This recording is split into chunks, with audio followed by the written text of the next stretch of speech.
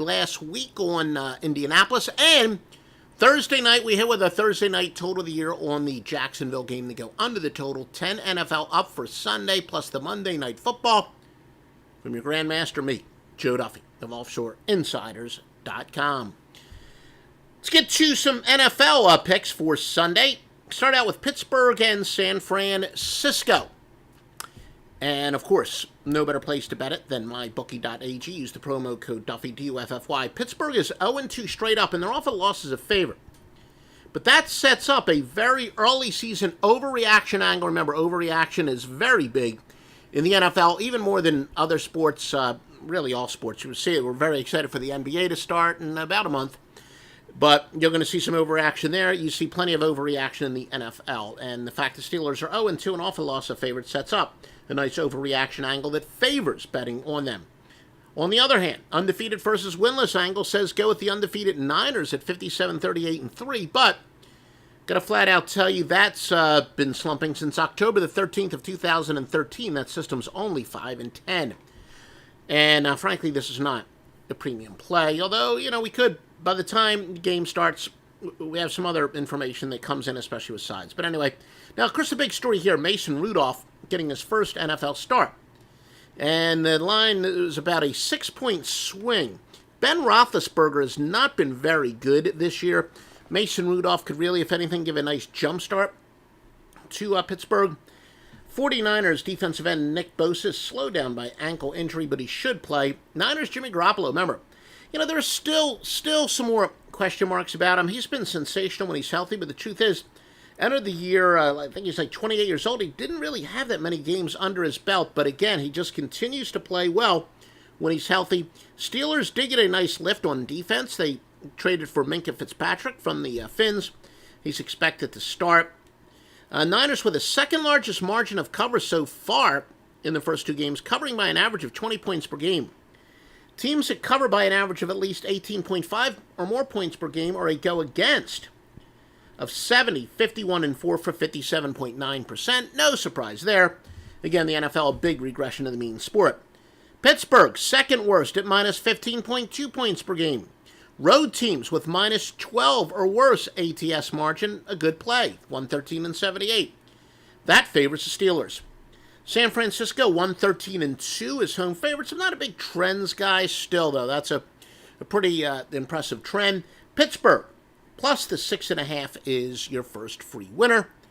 And again, if you use the promo code Duffy at mybookie.ag, you'll get up to a 100% sign-up bonus. It also is your way of telling MyBookie, if you use the promo code Duffy, or if you go to OffshoreInsiders.com or JoeDuffy.net and click on the appropriate links, it's your way of telling MyBookie, keep sponsoring these incredible podcasts that go back to the score phone days.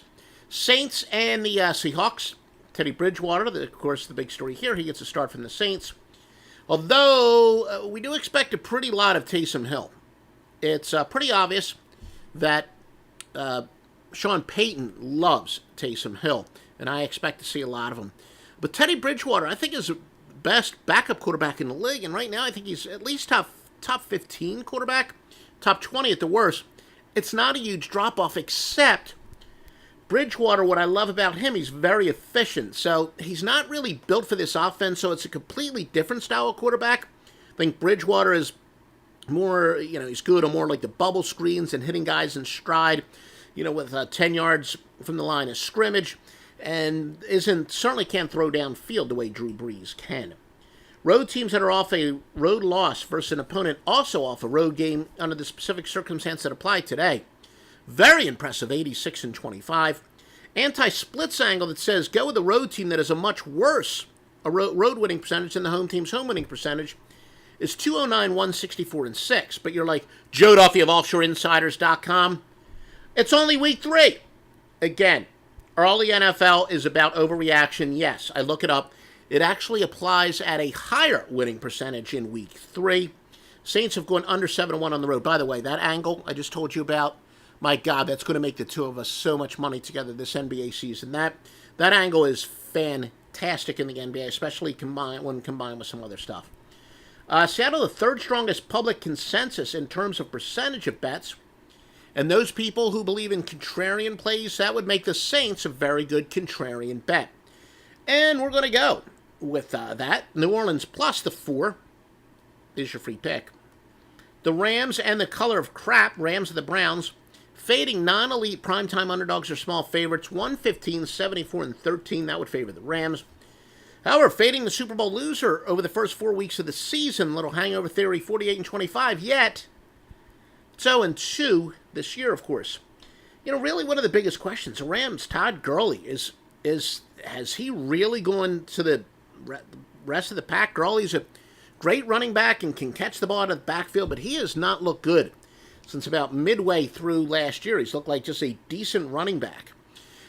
Now, one of the more surprising angles that I give you, but when you think about it, maybe it shouldn't be as shocking. Look, teams off a Monday Night Football blowout win are 46 and 15 under the specific circumstance that applied today. So that would favor the Browns. Now, usually the public grossly overreacts to high-profile games, so if a team looks good on a Monday night game, you figure, well, they're going to be overvalued. If a team looks bad, they'll be undervalued.